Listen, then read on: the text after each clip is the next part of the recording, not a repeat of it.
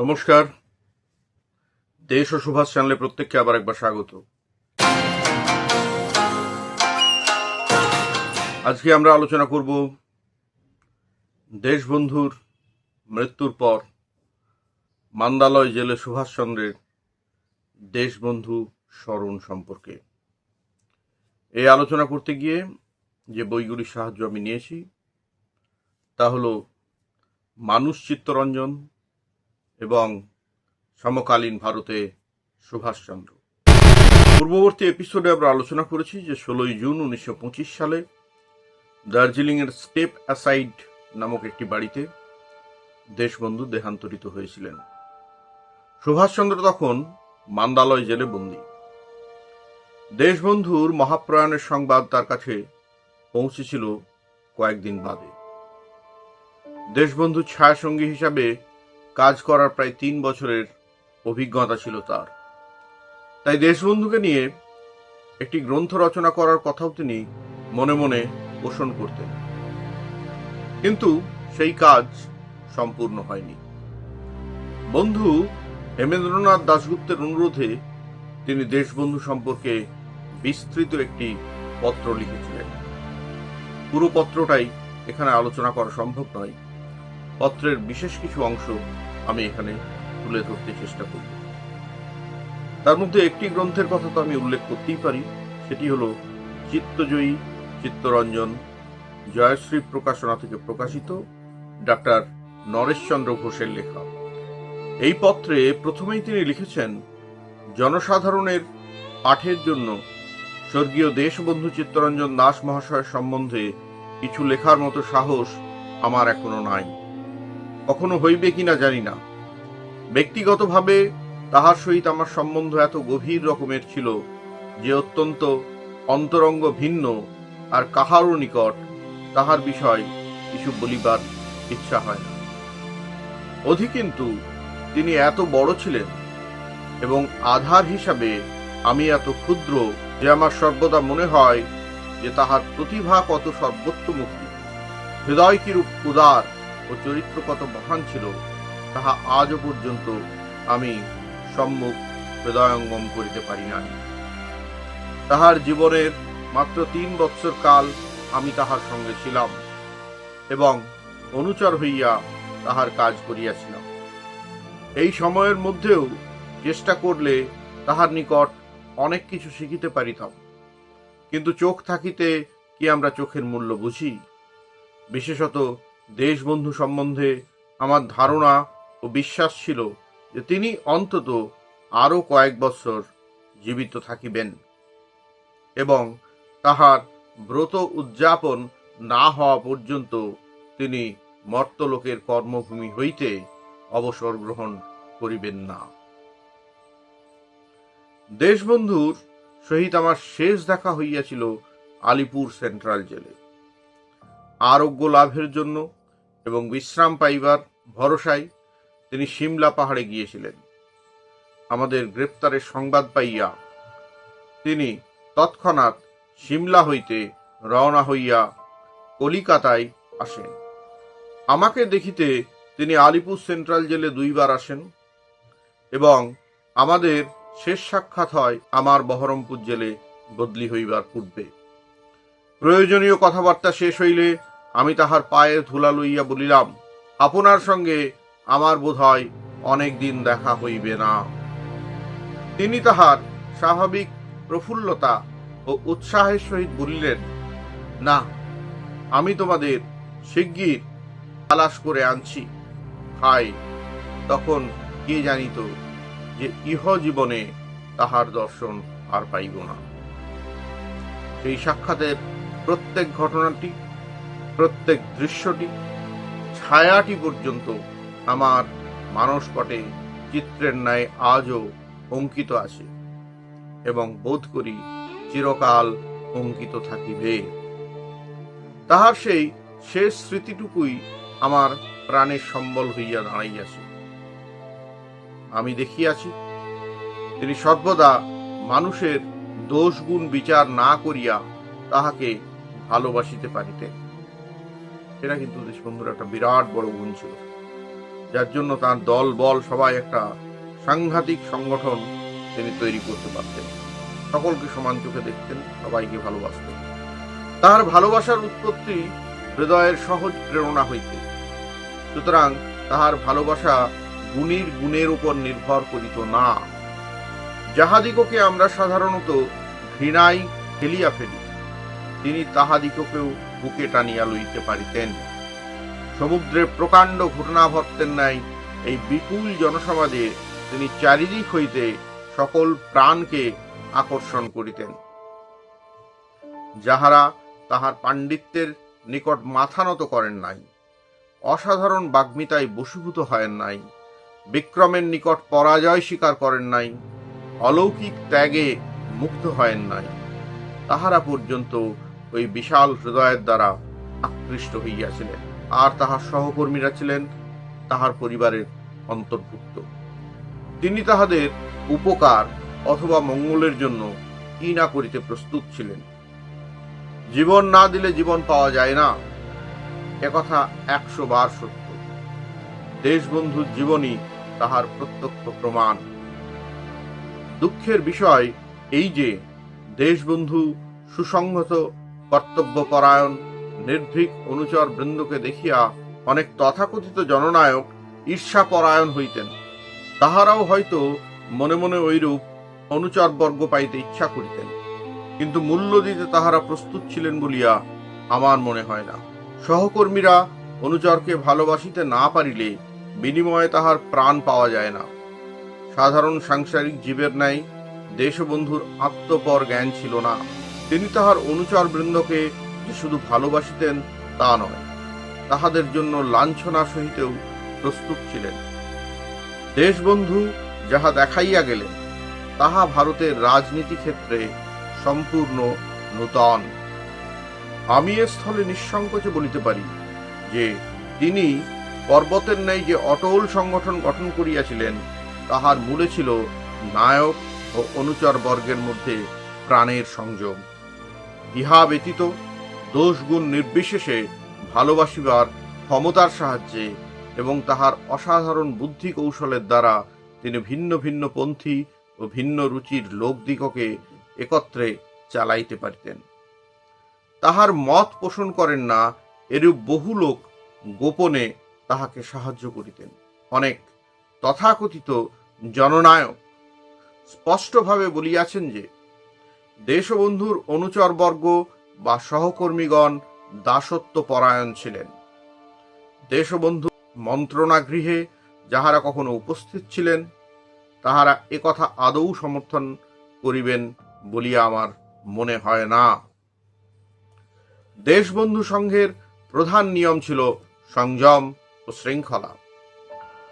পরস্পরের মধ্যে মতানৈক্য ঘটিতে পারে, কিন্তু ভোটের দ্বারা একবার কর্তব্য স্থির হইয়া গেলে সকলকে সেই পন্থা অবলম্বন করিতেই হইবে। বস্তুত কি ধর্মপ্রচারে, কি স্বদেশ সেবা, সংঘ সংঘানুবর্তিতা ভিন্ন কোনো মহান কাজ এই জগতে সম্ভবপর নয়। আরেকটি অভিযোগ আমি শুনিয়াছি, রাজনীতির আবর্তে পড়িয়া নাকি দেশবন্ধুকে শিক্ষা দীক্ষা হিসাবে নিম্ন স্তরের লোকদিকে সাহচর্য করিতে হইত। তাহাদিগকে তিনি নিম্ন স্তরের লোক বলিয়া মনে করিতেন কিনা আমি জানি না। কথাবার্তায় সেরূপ ভাব কখনো প্রকাশ করেন নাই। যাহাদের জন্য তাহার এত সমবেদনা, যাহাদের প্রতি তাহার এত ভালোবাসা, তাহাদিগকে তিনি কি করিয়া নিম্নবর্গের বা নিম্ন স্তরের লোক বলিয়া মনে করিতে পারেন তা আমি কল্পনাও করিতে পারি না। 1921 ও 1922 খ্রিস্টাব্দে দেশবন্ধুর সহিত 8 মাস কাল কারাগারে কাটাইবার সৌভাগ্য আমার হইয়াছিল। গভর্নমেন্টের কৃপায় আমি যে 8 মাস কাল তাহার সেবা করিবার অধিকার ও সুযোগ পাইয়াছিলাম, ইহা আমার পক্ষে চরম গৌরবের বিষয়। ইংরেজিতে কথা আছে, ফ্যামিলিয়ারিটি ব্রিডস কন্টেম্পট। বেশি ঘনিষ্ঠতা হইলে নাকি অশ্রদ্ধা জন্মায়, কিন্তু দেশবন্ধু সম্বন্ধে বলিতে পারি যে ঘনিষ্ঠতার ফলে তাহার প্রতি আমার শ্রদ্ধা শতগুণে বাড়িয়া গিয়াছে। একথা বোধহয় অন্য সকলে সমর্থন করিবেন। দেশবন্ধু যে সহজ ও অনাবিল রসিকতার অফুরন্ত ভাণ্ডার ছিলেন, একথা আমি জেলখানায় ভালো রকম বুঝিতে পারি। পর্বত নির্ঝরিণীর ন্যায় তাহার রসিকতা আপনার প্রেরণায় আপনি ছুটিত। আমি তাহার সেই গুণের বিশেষ উল্লেখ করিলাম। ইংরাজি ও বাংলা সাহিত্যে তাহার গভীর পাণ্ডিত্য ছিল এবং ইংরাজি কবিদের মধ্যে তিনি ব্রাউনিং এর অত্যন্ত অনুরক্ত ছিলেন। তিনি মানুষের নাম ভালো মনে রাখিতে পারিতেন না বটে, কিন্তু সাহিত্য বিষয়ে তাহার অসাধারণ স্মৃতিশক্তি ছিল, সে বিষয়ে কোনো সন্দেহ নাই। দেশবন্ধুর নিন্দা ও কুৎসা না করিয়া যাহারা জলগ্রহণ করেন না, এইরূপ অনেক ব্যক্তিকে আমি দেখিয়াছি বিপদের সময় তাহার শরণাপন্ন হইতে।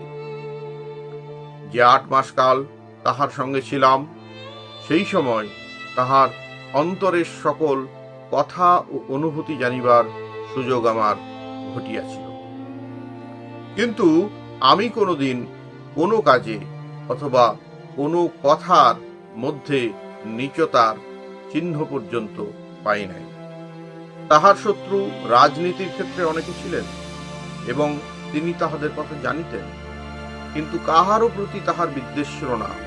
এমনকি প্রয়োজন হইলে তিনি তাহাদের সাহায্য করিতে কখনো কুণ্ঠিত হইতেন না।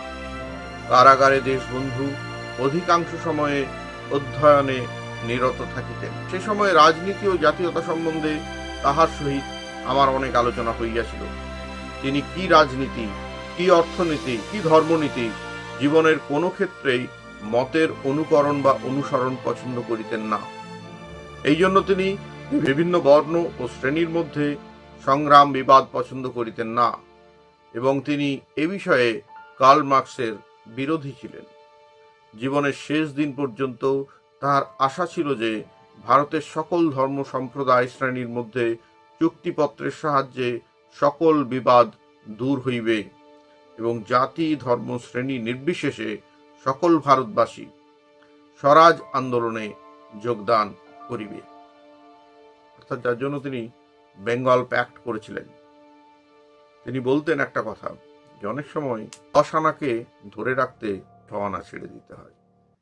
অনেকে তাহাকে বিদ্রূপ করিয়া বলিতেন যে চুক্তিপত্রের সাহায্যে প্রকৃত মিলন সংগঠিত হইতে পারে না, কারণ উহা সমবেদনা ও সহানুভূতির উপর নির্ভর করে, দর কষাকষির উপর নির্ভর করে না। দেশবন্ধু ইহার উত্তরে বলিতেন যে আপোষে মিটমাট না করিয়া লইতে পারিলে মানুষ একদিনও সংসারে বাঁচিতে পারে না। চিন্তা করুন কি কোর কনসেপ্ট থেকে তিনি এটা আলোচনা করছেন বা ভাবছেন। পৃথিবীর এক প্রান্ত হইতে অপর প্রান্ত পর্যন্ত ব্যবসা বাণিজ্য চলে শুধু চুক্তিপত্রের উপর। তাহার মধ্যে ভালোবাসার নাম গন্ধ নাই বলিলে অত্যুক্তি হয় না। ভারতের হিন্দু জননায়কদের মধ্যে দেশবন্ধুর মতো ইসলামের এত বড় বন্ধু আর কেউ ছিলেন বলে আমার মনে হয় না। সত্যাগ্রহ আন্দোলনে তিনি অগ্রণী হইয়াছিলেন। তিনি হিন্দু ধর্মকে এত ভালোবাসিয়াছেন, তার জন্য প্রাণ দিতে পর্যন্ত প্রস্তুত ছিলেন, অথচ তার মনের মধ্যে গোঁড়ামি আদৌ ছিল না। সেজন্য তিনি ইসলামকে ভালোবাসিতে পারিতেন। হিন্দু শিক্ষা ও ইসলামী শিক্ষার মধ্যে কোথায় মিল আছে তা তিনি খুঁজবার চেষ্টা করতেন। এ বিষয়ে কারাগারে মৌলানা আকরাম খাঁর সহিত তাহার প্রায়ই আলোচনা চলিত। আমার যতদূর স্মরণ আছে, হিন্দু মুসলমানের শিক্ষার মিলনের বিষয়ে মৌলানা সাহেব পুস্তক বা প্রবন্ধ লিখিতে রাজি হইয়াছিলেন। ভারতে স্বরাজের প্রতিষ্ঠা হইবে উচ্চ শ্রেণীর স্বার্থ সিদ্ধির জন্য নয়, জনসাধারণের উপকার ও মঙ্গলের জন্য। একথা যেরূপ দেশবন্ধু জোর গলায় প্রচার করিয়াছিলেন, প্রথম শ্রেণীর আর কোন নেতা সেরূপ করিয়াছিলেন বলিয়া আমার মনে হয় না। মানুষ একধারে কি করিয়া বড় ব্যারিস্টার, উদার প্রেমিক, পরম বৈষ্ণব, চতুর রাজনীতিবিদ ও দিগ্বিজয়ী বীর হইতে পারে, এ প্রশ্ন স্বভাবত সকলের মনে উদয় হয়। বাংলার বৈষ্ণব ধর্ম ও দ্বৈতবাদ দেশবন্ধুকে নাস্তিকতা হইতে টানিয়া নিরস বেদান্তের ভিতর দিয়া প্রেম মার্গে লইয়া গিয়াছিল। দার্শনিক মত হিসাবে তিনি অচিন্ত ভেদাভেদকে সবচেয়ে খাঁটি মত বলিয়া মনে করিতেন। তিনি অনেক বিষয়ে সন্ন্যাসীর মতো হইলেও সন্ন্যাস তাহার ধর্ম ছিল না। দেশবন্ধু অবশ্য কোনোদিন তান্ত্রিক সাধনা করেন নাই। তন্ত্রের সার কথা শক্তি পূজা। দেশকে আমরা মাতৃরূপে কল্পনা করিয়া থাকি, কিন্তু মাতৃভূমির ইংরাজি তর্জমা ফাদারল্যান্ড। আমরা অবশ্য মাদারল্যান্ড কথাটি চালাইয়া থাকি, কিন্তু ইংরাজি ভাষার দিক হইতে তাহা শুদ্ধ নয়। আলিপুর জেলে তিনি বঙ্কিমচন্দ্রের লেখা প্রায়ই পড়িয়া আমাদিগকে শুনাইতেন। বঙ্কিম লিখিত মায়ের 3টি রূপের বর্ণনা পড়িতে পড়িতে তিনি বিভোর হইয়া যাইতেন। তখন তাহাকে দেখলেই বুঝা যেত তাহার মাতৃভক্তি কত গভীর। দেশবন্ধুর ব্যবহারিক জীবনেও আমরা তন্ত্রের প্রভাব দেখিতে পাই। তিনি স্ত্রী শিক্ষার এবং স্ত্রী স্বাধীনতায় যে বিশ্বাস করিতেন, এ কথাও সর্বজন বিদিত। বাংলার সভ্যতা ও শিক্ষায় সার সংকলন করিয়া তাহাতে রূপ দিলে যেরূপ মানুষের উদ্ভব হয়, দেশবন্ধু অনেকটা সেই রূপ ছিলেন। তাহার গুণ বাঙালির গুণ, তাহার দোষ বাঙালির দোষ। তাহার জীবনের সবচেয়ে বড় গৌরব ছিল যে তিনি বাঙালি। তাই বাঙালি জাতীয়তাকে এত ভালোবাসিতেন তিনি প্রায়ই বলতেন যে বাঙালির দোষ গুণ লইয়াই বাঙালি। দেশবন্ধু তাহার স্বদেশ প্রেমের মধ্যে বাংলাকে ভুলিয়া যাইতেন না, অথবা বাংলাকে ভালোবাসিতে গিয়া স্বদেশকে ভুলিতেন না। তিনি বাংলাকে ভালোবাসিতেন প্রাণ দিয়া, কিন্তু তাহার ভালোবাসা চতুর্সীমার মধ্যে আবদ্ধ ছিল না। বাংলার বাহিরে তাহার যে সকল সহকর্মী ছিলেন, তাহাদের নিকট শুনিয়াছি যে দেশবন্ধু সংস্পর্শে আসিবার অল্প দিনের মধ্যেই তাহারা তাহার হৃদয়ের দ্বারা আকৃষ্ট হইয়াছিলেন। মহারাষ্ট্র দেশে তিনি তিলক মহারাজের ন্যায় ভক্তি ও ভালোবাসা পাইতেন। দেশবন্ধু বলিতেন বাংলাকে স্বরাজ আন্দোলনে অগ্রণী হইতে হইবে। 1920 খ্রিস্টাব্দে বাংলা স্বরাজ আন্দোলনের নেতৃত্ব হারাইয়াছিল, কিন্তু তাহার প্রাণপণ চেষ্টা ও পরিশ্রমের ফলে বাংলা আবার 1923 খ্রিস্টাব্দে নেতৃত্ব ফিরিয়া পায়। দেশবন্ধু দেহত্যাগের সঙ্গে সঙ্গে বাংলা আবার নেতৃত্ব হারাইয়াছে। কবে ফিরিয়া পাইবে ভগবানই জানে। সেই নেতৃত্ব পুনরুদ্ধার করেছিলেন সুভাষচন্দ্র কংগ্রেসের রাষ্ট্রপতি। সুতরাং দেশবন্ধুর মহাপ্রয়াণ যে দেশের জন্য একটা অপূরণীয় ক্ষতি, সেটা সুভাষচন্দ্র ছত্রে ছত্রে লিখে গেছেন। আমি দর্শকদের অনুরোধ করব, পুরো চিঠিটা পড়ুন। পুরো চিঠিটা লাইন বাই লাইন পড়া এখানে আমার পক্ষে সম্ভব নয়। তিনি দীর্ঘ বিস্তারে দেশবন্ধুর চরিত্রের একটা নিখুঁত চিত্রাঙ্কন করেছেন তার পত্রাবলীর মাধ্যমে। আজ এটুকুই। ধন্যবাদ। ভালো থাকবেন সবাই। চ্যানেলটি ভালো লাগলে লাইক, শেয়ার ও সাবস্ক্রাইব করবেন। জয় হিন্দ, বন্দে মাতরম।